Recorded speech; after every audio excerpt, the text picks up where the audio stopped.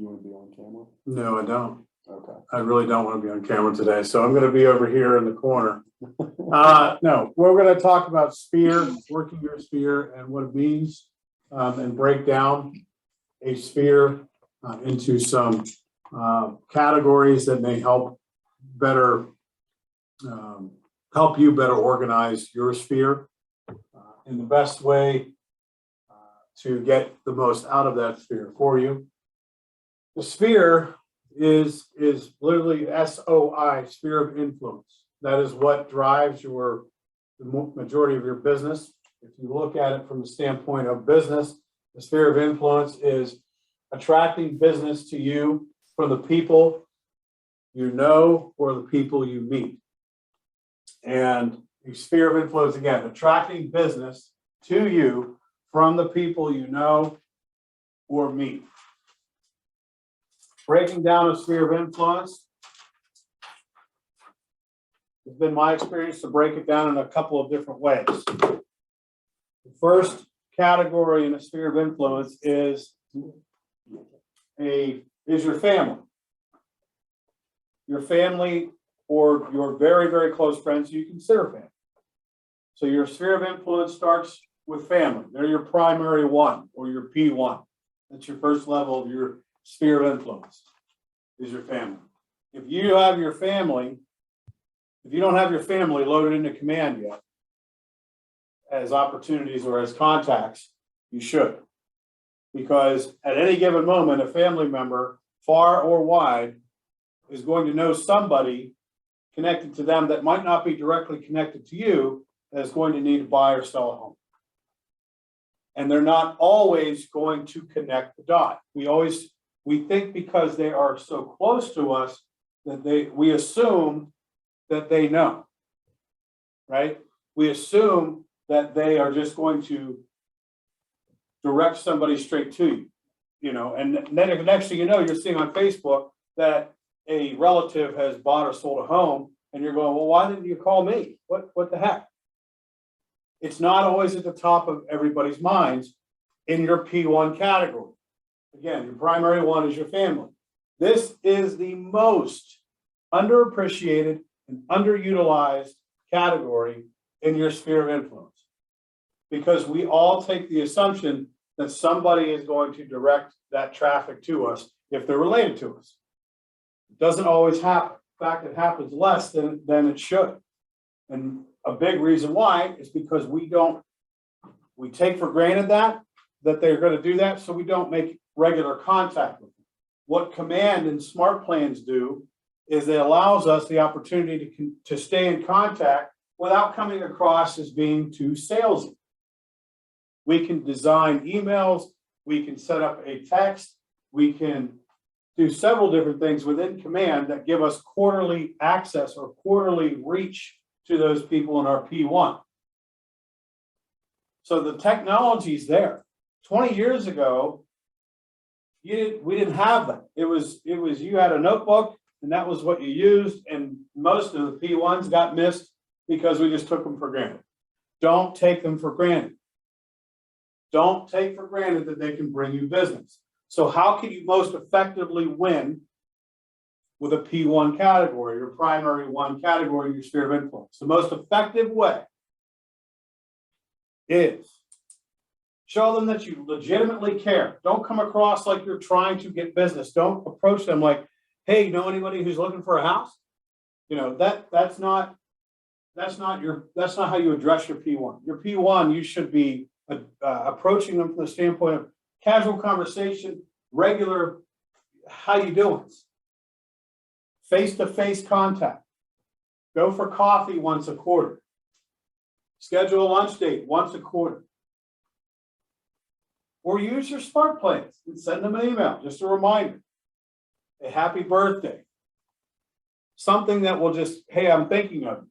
Or, thank you for I'm going to steal a line from, since Betty White, 100th birthday. Thank you for being a friend or a family member. Those are P1s. You don't want to come across salesy, but you also don't want to take for granted that they just automatically assume or connect you with being a real estate agent, especially if you're new. If you're new to the industry, you're new to being an agent, they're not going to connect it. More often than not, they are going to forget. So we need to make sure that we are driving face-to-face, regular quarterly face-to-face contact, whether it's a lunch date or a coffee date. Okay? This is your how to win. How are you going to win with your P1? Regular contact, quarterly at minimum. Don't come across salesy. Be positive, be upbeat. Be genuine with your P1. They're your friends, they're their closest friends, they're your family. Your goal should be quarterly to have at least one lunch date or coffee date with them, or a face-to-face visit in some capacity. And it doesn't have to be salesy. How many times, again, this is more of a group discussion, so just bear with me as I roll with this. How many times do you engage in conversation with a P1 or primary one, family member or close friend, and they ask you how's it going and how's work going, or how's it going in the real estate biz? I think I'm a really good example of that because I have another job Right. at Yeah. the restaurant, and it's a small restaurant, so people ask me that. Probably the restaurant I work at, for example, for all you guys, is 90% regulars, and I've been working there for 5 years. I work there once a week, so I probably have 15 at minimum real estate conversations. Yeah. And I don't utilize it like I should. I really don't. And that's why. Why do you think you don't utilize it the way you should? I think that I just haven't really ever thought of it that way. I don't want to come off too salesy. You know what I mean? I don't want people to think that I'm only after them for that. We're not I want to build my relationship. Right. We're not trying to take advantage of them, right? I mean, we don't want to come across like we're taking advantage of them. We're blocking her out. That's why I was moving the laptop. No, I don't have to see this. We're not trying to block, we're not trying to take advantage of them. That's why you don't, it's not a sales pitch, guys. It's not a sales pitch. It's a conversation. We talk all the time about how many conversations do I need to have to get X amount of leads to convert them into pendants and eventually a settlement. How many conversations do I need to have? Guys, it doesn't have to start with real estate. It can go there casually. It can go there. There's a very important book, and I think I gave it to you, Alexa. I know Darren has it. Which one? How to Win Friends and Influence People. I don't think you gave me that one. You said No? I didn't eat it. I want you to. I give you the other one, right? Yeah, you Start said working. you said we would focus on that one last because Yes. I really don't need it. Right. How to Win Friends and Influence People will teach you, will kind of talk you through how to carry out a conversation, taking it where you want it to go without feeling like, without the other person feeling like they're being manipulated. It's a great book. It was written like 80 years ago. It was applicable 20 years ago when I took the classes, and it's applicable today. And the reason why it's so applicable is because the lessons in it are more about taking your character, your personality, and applying it to how to win friends and influence people. It literally reads very well. It's not a hard read. So if you are a reader or an audiobook person, How to Win Friends and Influence People is a good book for you, just in life in general. It's not a sales book necessarily, but it is good. It is applicable to what we do for a living. So don't take advantage or don't take for granted of the family and friends primary one group of our sphere of influence. They're the most important. They trust us the most. Right? So it may sound counterintuitive. Well, it may sound ambivalent that they should know us then if they really trust us. It doesn't always work that way. We always have to make sure that we're at the forefront of their minds. They can tie you to being a real estate agent when somebody they know that doesn't know you is looking to buy or sell a home. Okay? Make sense? So you want to make sure at least on a quarterly basis at minimum, you're trying to have those face-to-face or one-on-one conversations with the people in your P1 sphere of influence, okay? Any questions, comments, suggestions, ideas, things that you may use to influence your primary one or your close sphere of influence? Anyone? All right. So the next tier in your sphere of influence is your P2, your friends. That might not be your family, but your friends. And some of your family might be your P2 because they're not like, you're not tied directly to them all the time, right? I have cousins that live all over. They're not directly tied to me. right? But because of our ability to network through Keller Williams, we've received 2 leads already through the Keller Williams network. I haven't received a single lead from any of my friends or family across the country, right? But you should. So this is again where we get back into how do we work this P2? How do we work this primary 2 level of our sphere of influence? Make it interesting, make it relevant. Again, not salesy, not salesy. Written communications delivered both through regular mail and email. Written communication, I'll take it back to a lesson I learned years ago when I used to attended the Major League Baseball winter meetings 11 years ago. And the president of the Texas Rangers baseball team told me, the most impactful way to get somebody's attention that you may not communicate with on a regular basis, send them a handwritten thank you card. Doesn't have to be for any given reason. Don't be the one that sends them a Christmas card because everybody else is sending them a Christmas card. Don't be the one that's just sending out, thinking of you on your birthday cards because they're getting a ton of those. Somebody does something here. I can't remember what it is, but it's like a Memorial Day or something small like that. They send something. I think it's Bill, but I don't know if he does that anymore, but he did for years. My favorite one is Flag Day. I don't know why. I just picked it. Yeah. Earth Day is another one that's a popular one that people use. Just if you need to postmark, or benchmark that reminder to send that handwritten note out, use a day like that. Otherwise, again, how do we win? We make it relevant, not salesy. We make it creative, kind of fun or funny. But the impactful way to reach them is to do something nobody else in their life is doing. Not just real estate, in general. Write them a handwritten note, a thank you card, thinking of you. Because honestly, if you've taken the energy to put them in your command, or you've taken the energy to consider the people that are in your sphere of influence, you're not lying. You are thinking of them. Hey, I'm thinking of you. How are things going? What's new? Something that opens conversation, even if by mail. A text message, just a reminder, just thinking of you. We take for granted these people closest to us because we're so numbed by Facebook, we're so numbed by Twitter that we get in Snapchat that we get so caught up in that idea that, well, they just know. They know I'm thinking of them. They saw my post. They had to. It's not always the case. These P2s, these primary 2s, these casual friends or closer relatives that might not be well within your immediate circle, they need more coaxing and more reminder than your P1s. But make it stand out. Make it genuine.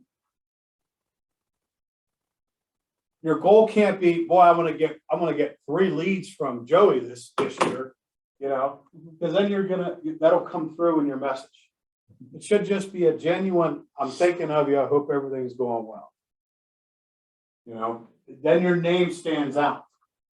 Let them ask you or introduce yourself as, hey, I don't know if you heard, I just started selling houses. That's all you got to do. Just started working in real estate. It's been fun, or it's getting to be fun. Wheels are starting to turn. Things are getting interesting. You don't have to directly say, do you know of anybody? Do you? Do you know of anybody that's looking to sell a house or buy a house? It doesn't have to be that way. And really with your P1s and P2s, it shouldn't be that way. It really won't. They're going to be more inclined to think of you and manipulate a lead to you if you're less pushy about it, right? So don't be overly pushy. Your goal here should be about every 6 weeks. About every 6 weeks, you should be reaching out, maybe 5, a little over a month. Reach out to these people with a handwritten note or just a text message or an email. Set up the smart plans. They're designed for this very purpose. But it's not, you'll hear me say this a million times. Those of you who will sit in on more classes with me or coaching or mentoring will hear me say this 1,000 times over and over and over again until it's drilled deeply into your head and you believe it. It is not what you say. It's how you say it. It is less about what you're doing and more about how you're doing it. The message is important, but how you present that message is even more important.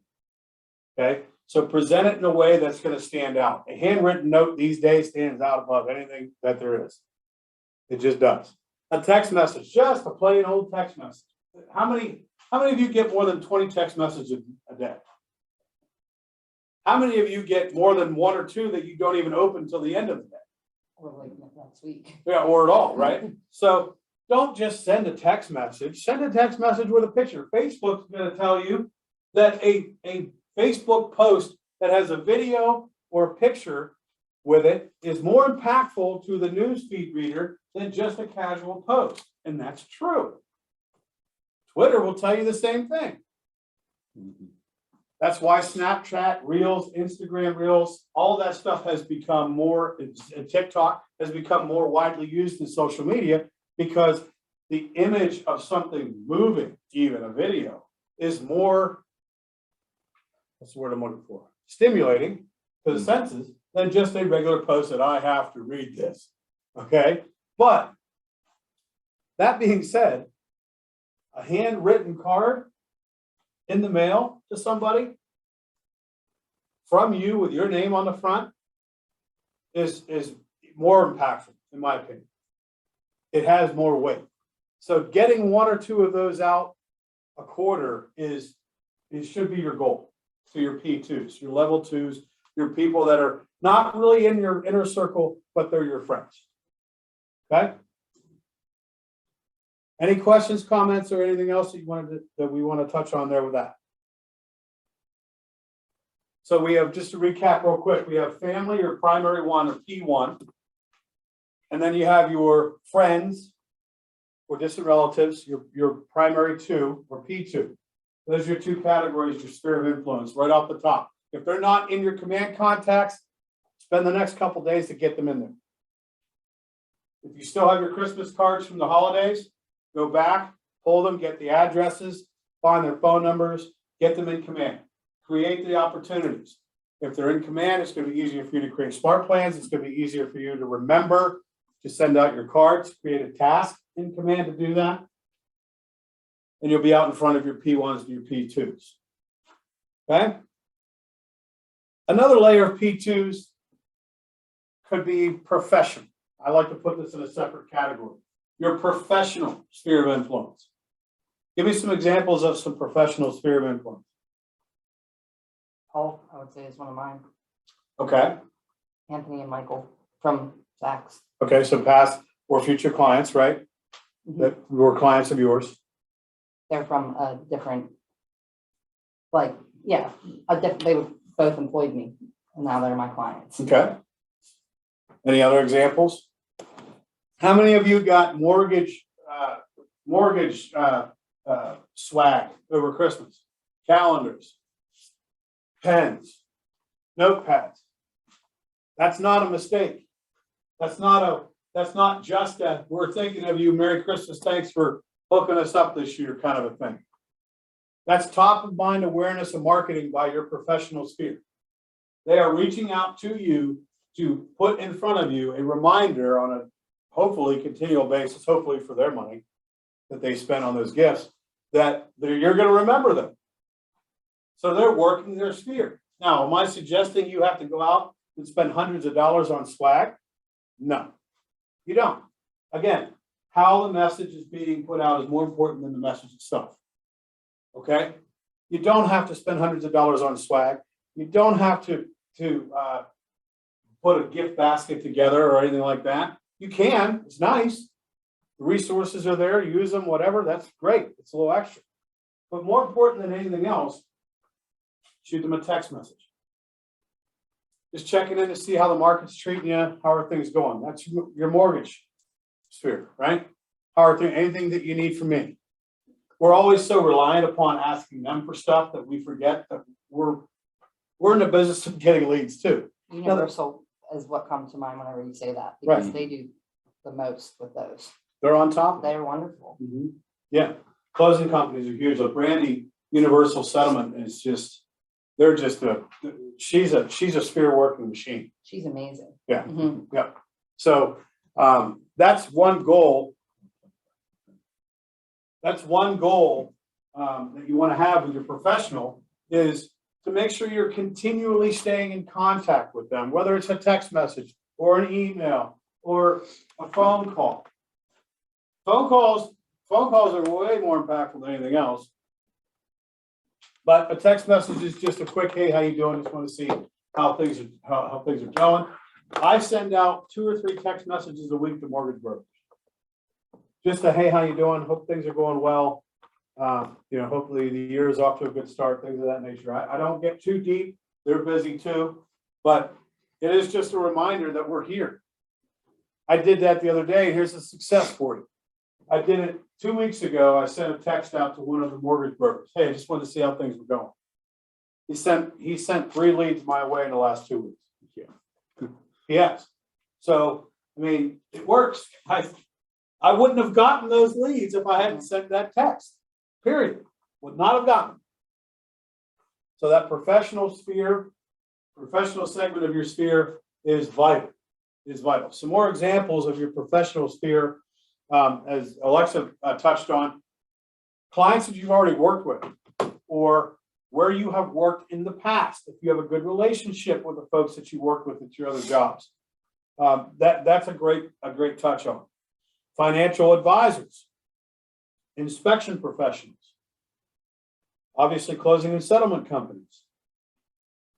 Anywhere you can find somebody who may know someone or themselves who's looking to buy or sell a house, that would be in your professional circle. That's literally everybody. So we talk about lead capture. Sphere is lead capture king.